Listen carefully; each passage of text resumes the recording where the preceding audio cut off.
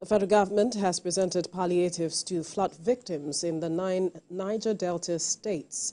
Minister of Regional Development, Abubakar Momoh, disclosed this while handing over palliatives to key players in Ondo State for onward distribution to the victims.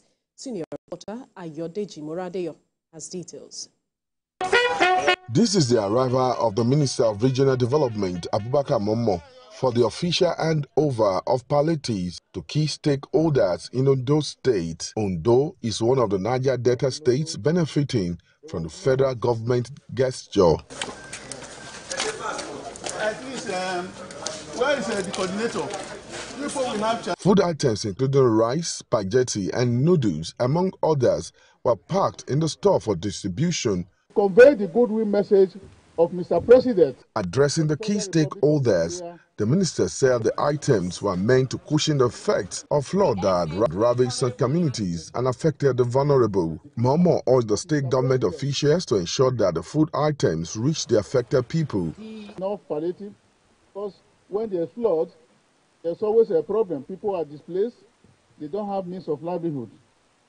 So he gave approval, and we are going to start the symbolic presentation here today, and this will permeate the entire 9 states of the Niger Delta region.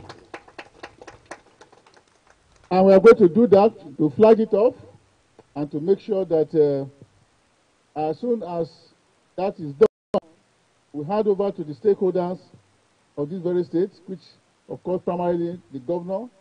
The Deji of Akure, Abaladelusi, commended the federal government for the timely intervention. Representatives of the state government said the palliatives will be judiciously distributed. And I want to assure Mr. President and the minister that these items are going to be properly distributed.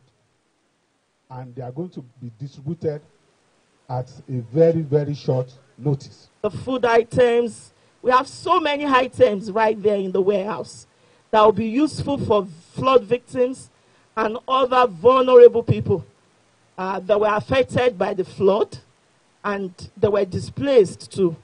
I want to thank Mr. President. The intervention will no doubt help to mitigate the effects of the hardship currently being experienced by the people, but more of such efforts are needed to assist the people at this challenging time. Ayodeji Moradeyo, TVC News, Akure.